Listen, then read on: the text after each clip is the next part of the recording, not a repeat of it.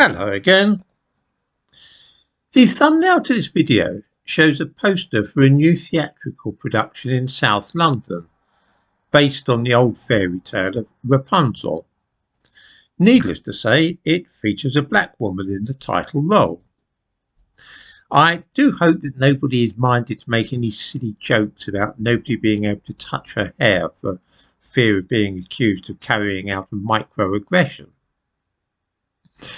This is all part of a trend, of course, for Afro-Caribbeans to be placed centre stage in history and myths, which are specifically Indo-European.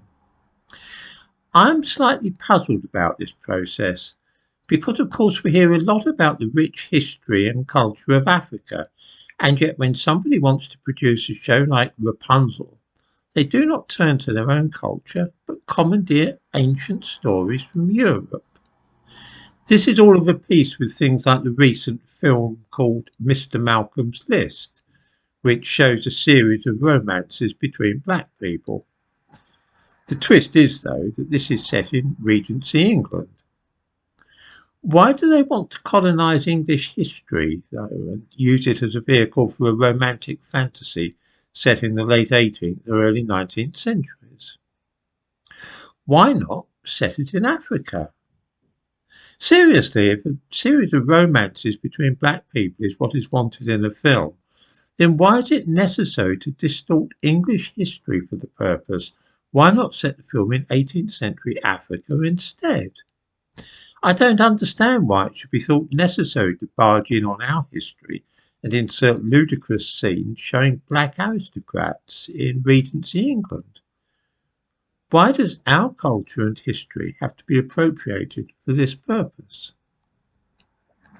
This is not a trivial matter because the roots of European culture go exceedingly deep, and trying to populate old stories and historical dramas in this way with people of African origin is not only an affront to many people, it is also a direct assault on our heritage.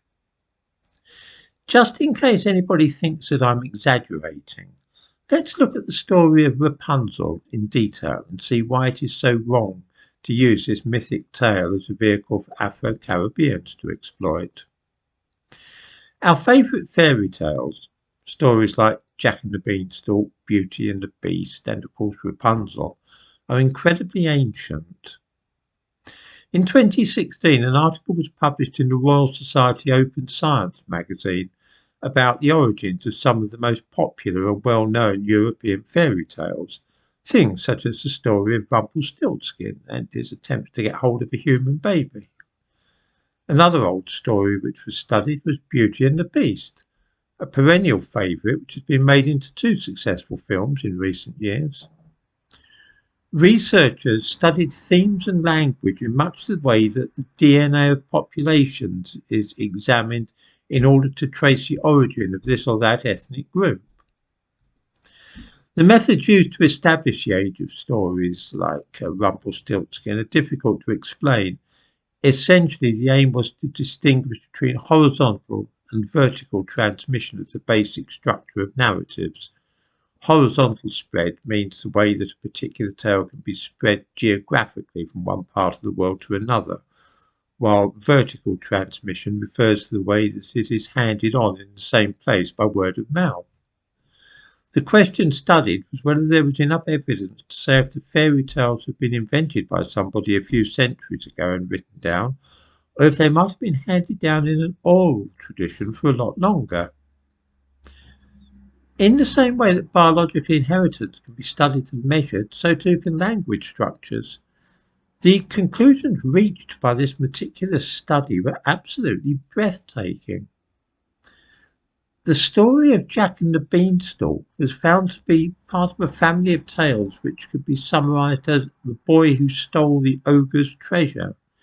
The original of this family of stories, versions of which can be found as far afield as Iran and India, was circulating 5,000 years ago, just at the time that the Proto-Indo-European language was splitting into Western and Eastern branches. In other words, a staple of bedtime stories and British pantomimes was being told around hearths during the Bronze Age. Beauty and the Beast proved to be a little more recent, dating only from 2000 BC. Rapunzel is part of a cycle known as the Maiden in the Tower theme.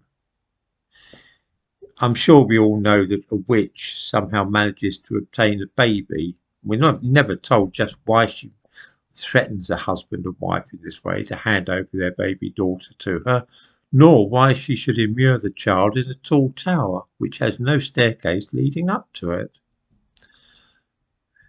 Of course, in the original story, it's a little spicier than the children's version, because the adult looking after this child is unable to keep the girl from meeting and having sex with a young man as soon as she reaches adolescence. In this case, he's a prince.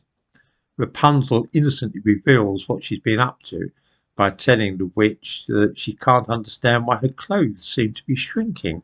She can hardly fit into her dresses anymore. When the witch discovers the truth, she casts Rapunzel out into the wilderness. So, presumably, the value of the girl lay in the virginity. It's a very curious story in the original form. Rapunzel is one of those very old stories which some researchers think had its origins thousands of years ago. A myth from Lithuania about the goddess of the sun, Sole, might be connected with the matter. Lithuanian is thought to be the modern language most similar to Proto-Indo-European, and the myths preserved in that country until modern times are thought by many scholars to be very close to those brought to Europe by the Yamnaya tribes of Indo-European speaking invaders. According to the Lithuanians, the goddess of the sun was Sole, and she had a husband called Menuo. This is a reversal of the usual myths, obviously, Europe, in which the sun is invariably masculine and the moon feminine. At one point, Sole is kidnapped by a powerful king who imprisons her in a high tower with no stairs.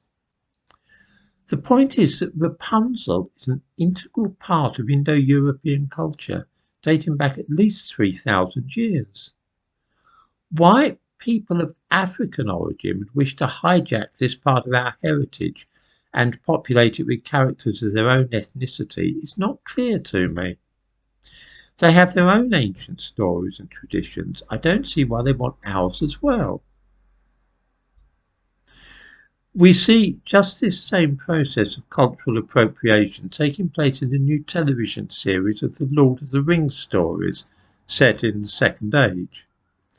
Tolkien's tales are drawn from the same Indo-European traditions as Rapunzel, but of course Afro-Caribbeans have to be shoehorned in here as well. Lenny Henry plays a hobbit, and there's a dwarf princess who is black. I really don't know why there should be this desire to hijack our culture, our history, our heritage. Surely there could be a television series, or films for that matter, set in African history or based on African mythology. Why is it necessary to try and take over ours and pretend that the Indo-European mythology and European history all have something to do with Africa?